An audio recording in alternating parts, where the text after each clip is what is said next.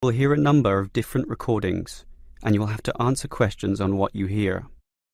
There will be time for you to read the instructions and questions, and you will have a chance to check your work. All the recordings will be played once only. The test is in 4 sections. At the end of the test, you will be given 10 minutes to transfer your answers to an answer sheet. Now turn to Section 1. Section 1. You will hear a customer phoning a company representative to complain about her new purchase. First, you have some time to look at questions 1 to 5.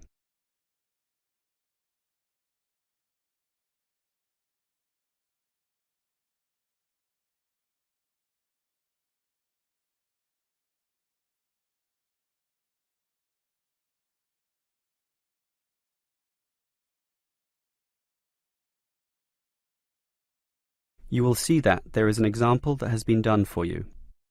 On this occasion only, the conversation relating to this will be played first. Hello, is this the Dynamo motorcycle company? Yes, it is. How can I help you? Well, I have an instruction manual here for your new electric motorcycle, but I'm not satisfied with the purchase at all.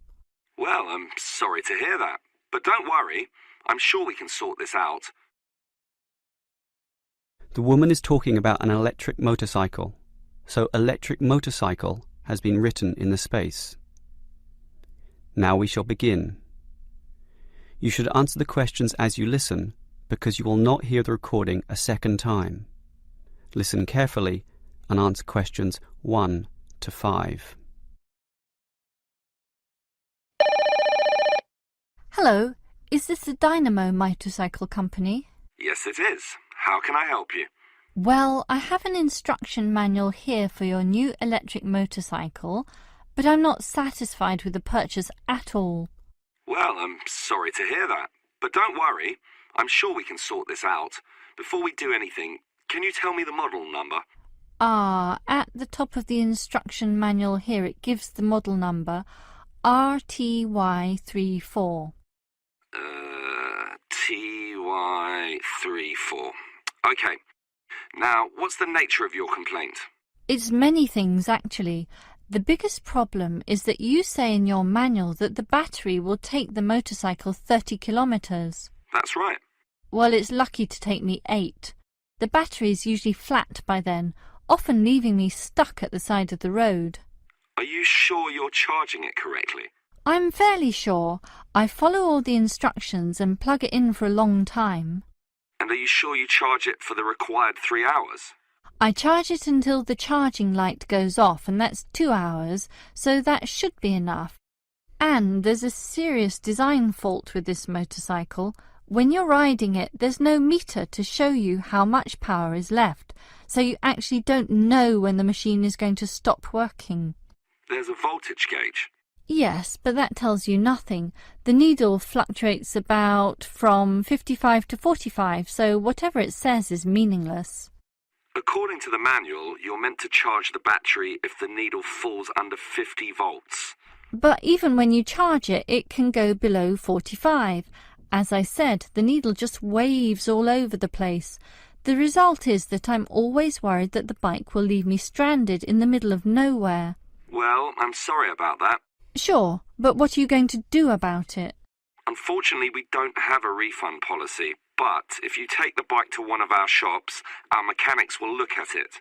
Perhaps there's a problem that we can fix. The gauge, for example.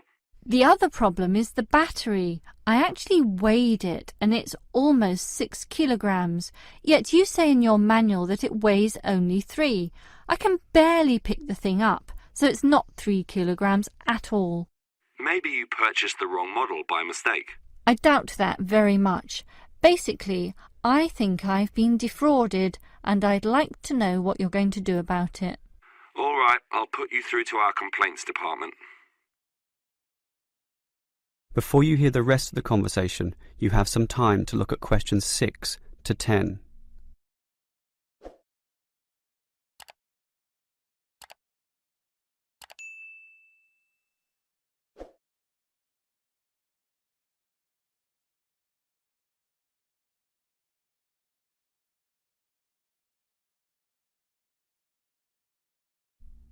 Now listen and answer questions 6 to 10. Hello? Complaints department here. Apparently you have a complaint? Yes, I do. Let me tell you all about... It's all right. Our representative has already informed me about your problem. It's probably just a misunderstanding. I'm sure we can work something out. Right now, I need to take down some details. All right. Can I have your name, please? Jessie Parkinson. That's Jessie and Parkinson, Parkinson. Parkinson. All right. What shall we list this complaint under? Parts, service, or performance? Well, the meter isn't accurate at all, so that's parts, isn't it? Yes, perhaps, but you do feel more generally that the motorcycle doesn't meet the operational standards as advertised, so it's probably better to tick performance here. Can we tick both, parts and performance? No, we can only tick one, so let's not call it parts.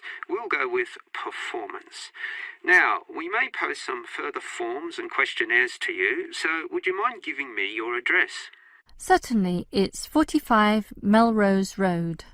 Melrose, M-E-L and Rose. Okay. Now, your phone number?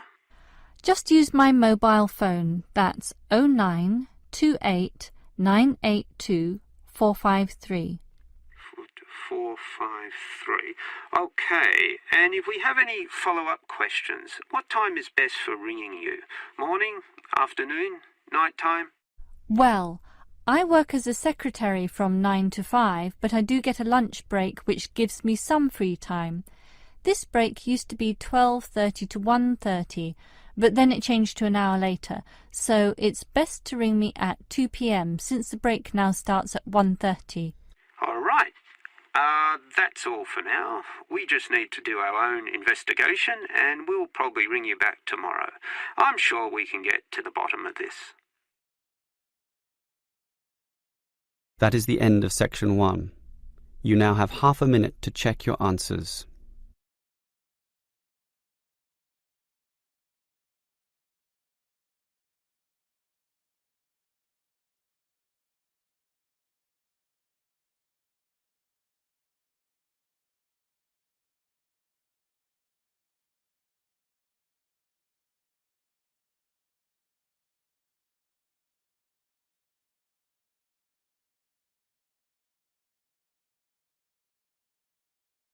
ये video उन लोगों के लिए है जो Canada, Australia, New Zealand या England वगैरह की इमिग्रेशन लेने की तैयारियां कर रहे हैं या फिर वहां की यूनिवर्सिटीज़ में एडमिशन लेने के ख्वाहिशमंद हैं।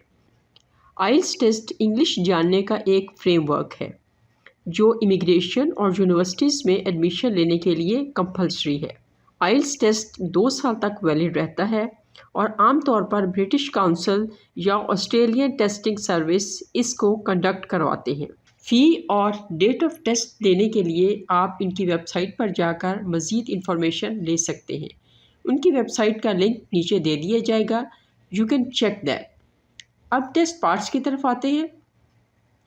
इस टेस्ट के 4 सेक्शंस होते हैं: listening, reading, writing and speaking. इसके 2 फेजेस होते हैं: जनरल एंड एकेडमिक। इमिग्रेशन के लिए जनरल फेज़ एक्सेप्टेबल है और यूनिवर्सिटीज़ में एडमिशन के लिए एकेडमिक फेज़ रिक्वायर्ड है। इन दोनों फेजेस के लिए लिसनिंग और स्पीकिंग एक ही तरह के होते हैं। आज हम लिसनिंग टेस्ट की प्रैक्टिस करेंगे। Thank you and let's start the test. Now turn to section 2. Section 2. You will hear a student union officer explaining about the union's functions and services to a group of new university students. First, you have some time to look at questions 11 to 15.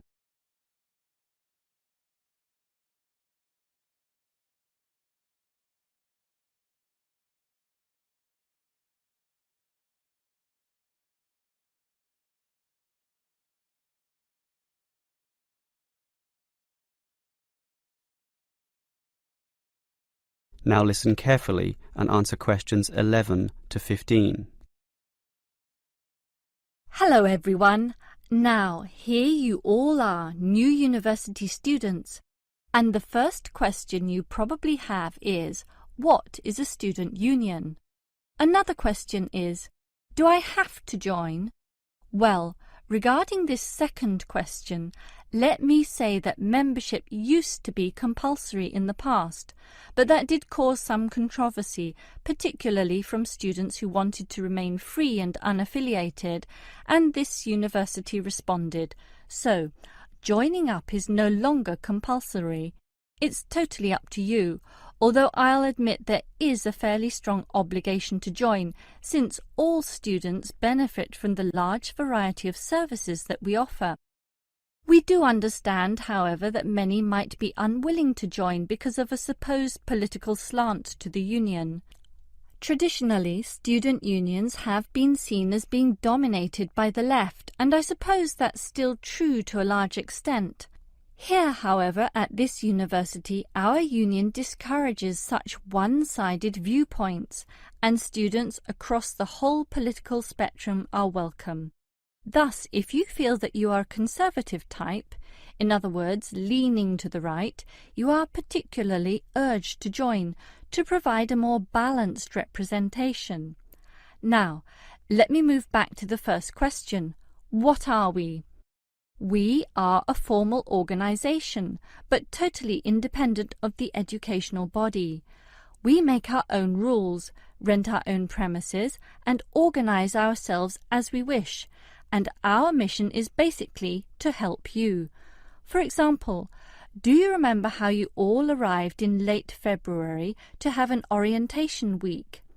That gave you an invaluable induction into life here, right? Well, the student union organised all the festivities at the end of that. The barbecues, partying and drinking, and even the musical entertainment as well. We'll do that again on occasions, and as always, those events take place on the football ground. Now, do you have any questions before I move on? Before you hear the rest of the talk, you have some time to look at questions 16 to 20.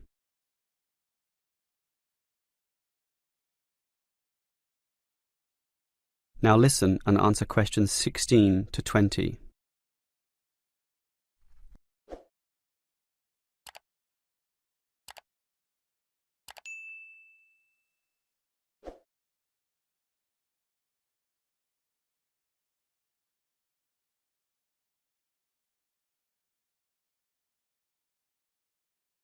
Now, let me tell you more about the student union and its basic functions.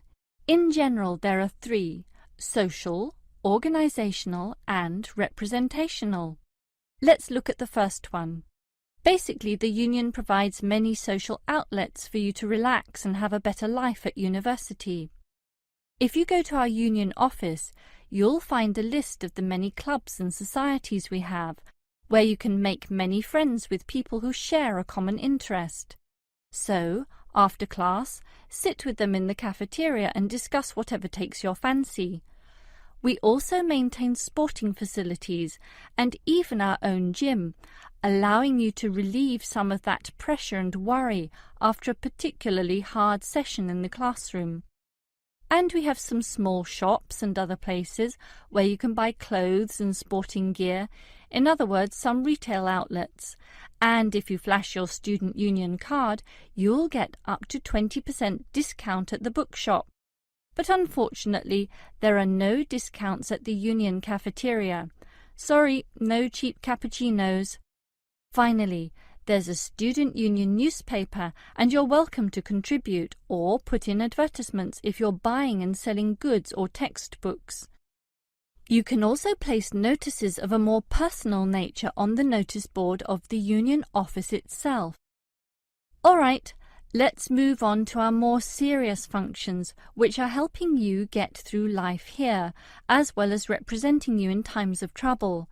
Regarding the second issue, if you have a problem or a grievance, or if you feel under pressure or depressed for reasons both inside and outside the university, for example, perhaps a dispute with your landlord or the people in your local gym, then come to us. We have a range of counsellors and helpers, and even some lawyers, who you can meet in the conference room. So just sip a cup of tea or coffee with them and tell them your troubles, and they'll be all ears. Basically, there's every reason to join the student union, since whatever you need, whether it be social or representational, we will help you. That is the end of section 2. You now have half a minute to check your answers.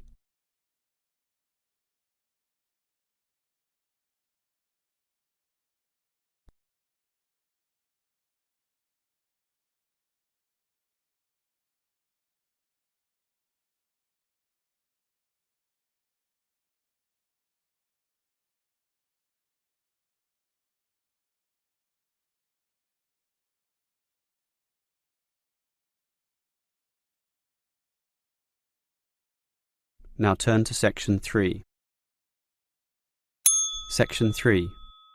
You will hear 2 teachers talking about the work experience program for their students. First, you have some time to look at questions 21 to 25.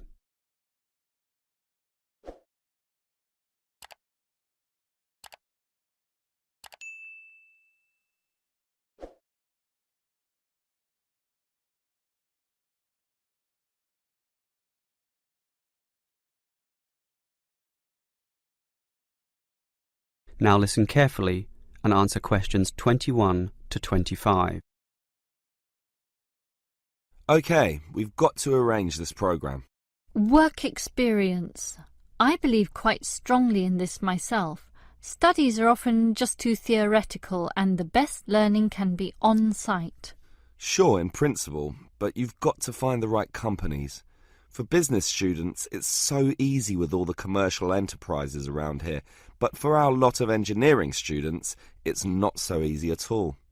Last year's education students were easy too. We just put them all into schools. Well, there are a few companies that will accept our students.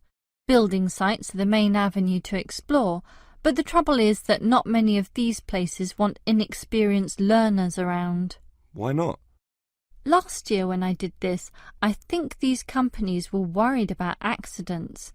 Now it's more a time issue. They just don't want to train people. But these people work for free. But training takes time, and in the economic recession, few companies want their personnel diverted for such purposes. But I did find some companies, enough for us at least, but they all insist on one thing. Minimum work time of 1 month, right? No, that the students are appropriately insured. Remember, these are building sites and there are quite a few hazards there, and we're putting untrained students, not trained students, right amongst them. So these companies want financial coverage in case of accidents. Gee, is that going to be expensive? Yes, I'm afraid so, since we live in quite a litigious society. Consequently, insurance rates are sky high, almost unaffordable. I see. Can our budget meet this? Last year we couldn't pay for the programme. This year we can, since we have fewer students to deal with, but we'll nevertheless have to cut corners in certain areas. I never like it when that happens. Neither do I. In which areas do we need to economise? Well, the payment to students is not going to change. After all, they won't do this work unless they can get some money. We'll also continue to subsidise their travel as we did last year. Last year we gave them a completion bonus too. It was a big success. Made them go through the whole month. But not this year. We'll impress upon the students that possible failure could result if they don't finish the whole term. OK, I trust that will work. Before you hear the rest of the conversation, you have some time to look at questions 26 to 30.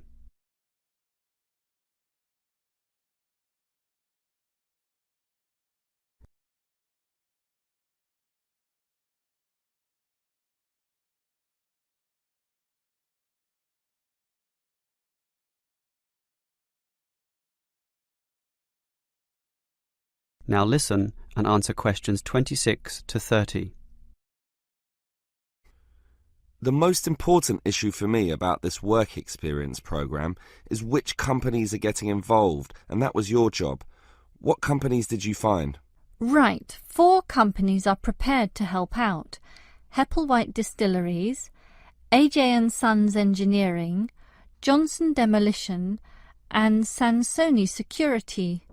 How many students can they take? Hepplewhite can take 6. 6?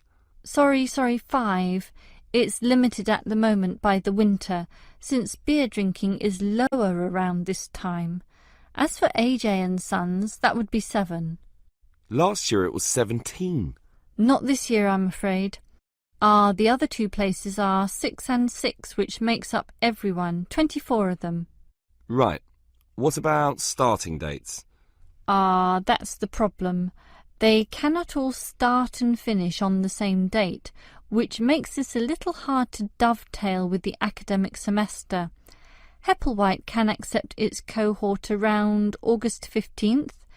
AJ are a little later, starting 5 days later, in fact. The 20th? Actually, the 21st is what they said. And the other 2? The demolition company can start earlier, the start of the month, the 1st, and the security firm will start 3 days later on the 4th. OK, that sounds good. And will all our students work for 1 month? Well, remember, it doesn't have to be a full month, but just long enough to meet syllabus requirements. So, how long is Hepplewhite going to use these students? They said 3 weeks, maybe 4 weeks if we want it. We want it. Tell them the longer option is necessary. Sure. I think they'll accept that. The students will probably buy some of their product, which will make the owners happy. As for the engineering company, it's giving 24 days. That's fine. And the demolition company? They're saying 2 weeks, 14 days. Impossible. The students can't complete their projects in such a short time. You'll have to be stronger. Tell them minimum 18 days. All right. The owner seems reasonable. He'll probably accommodate us if I throw in a few incentives. That leaves the security company, which is offering... Let me guess. 3 weeks, 21 days. Almost. 22. Ha! I was close with my guess of 21. Just 1 day off. That is the end of section 3. You now have half a minute to check your answers.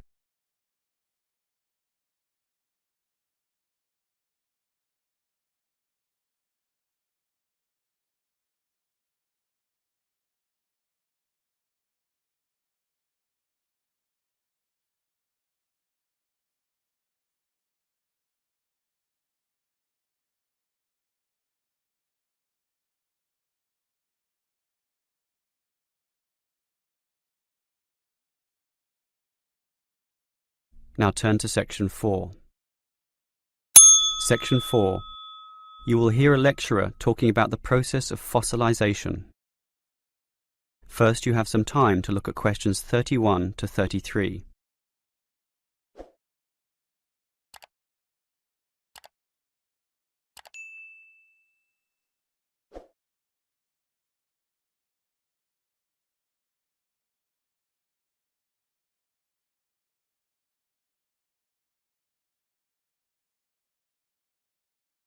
Now listen carefully and answer questions 31 to 33.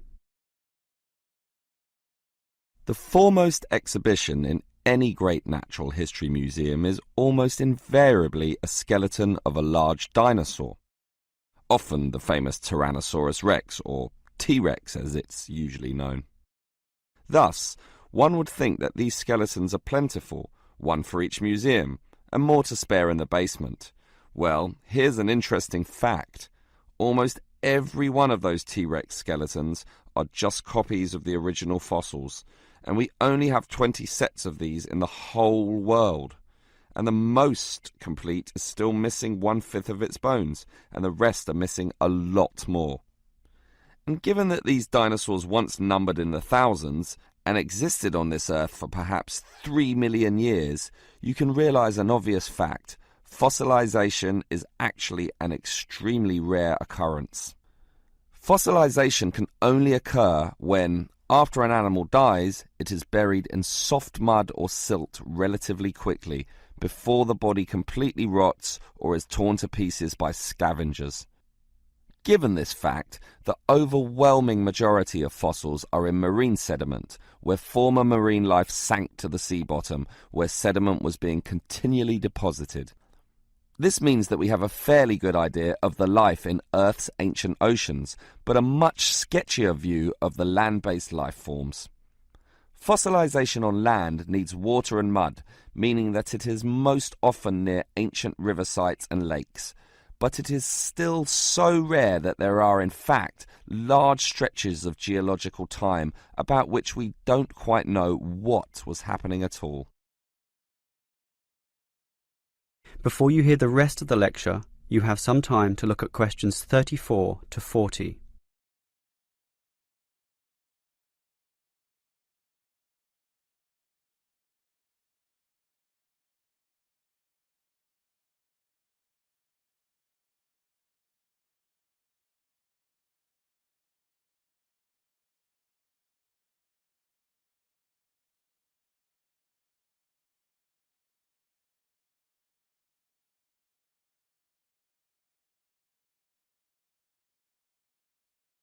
Now listen and answer questions 34 to 40.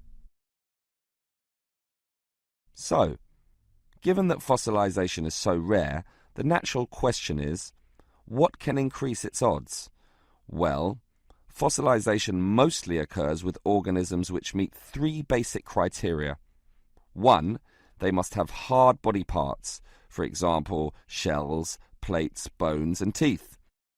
Unfortunately, the soft parts just rot away far too quickly to be fossilized. And I say unfortunately because it is often the soft fleshy features that most interest us. An elephant's trunk, for example, would not fossilize, and from the skeleton alone we would never know the trunk was there. The second criterion for more likely fossilization is that the organism in question must have existed in considerable numbers and be spread over a wide geographical range.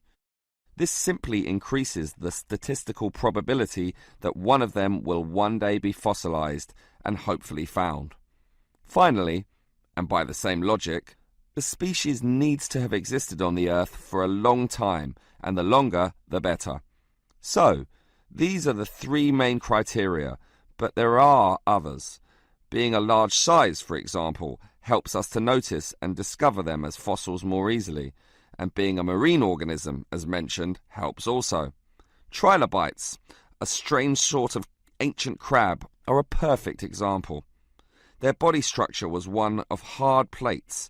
They existed over virtually the whole world of their time and over a huge span of geological history, over 250 million years in fact, one of the longest ranges of any creature ever.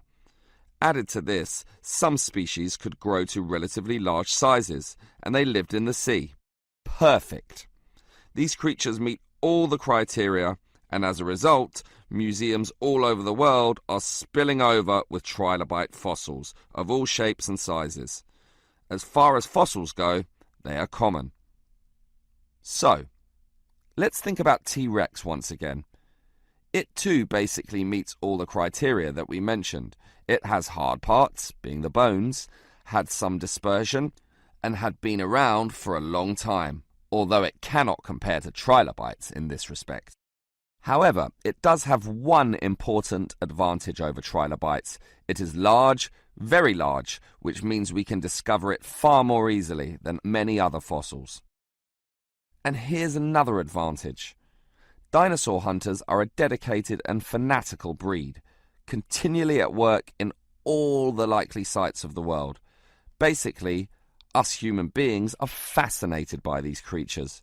So much that we are always searching for them, probably more than any other types of fossil, meaning that more T-Rexes will inevitably spring up in the future, and one is certainly glad for this.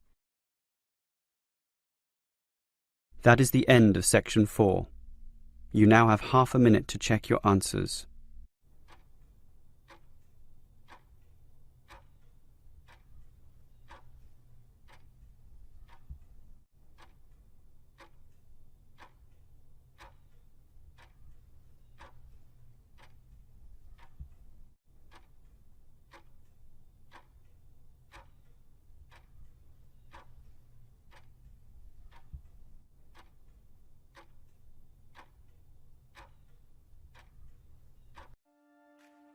That is the end of the listening test.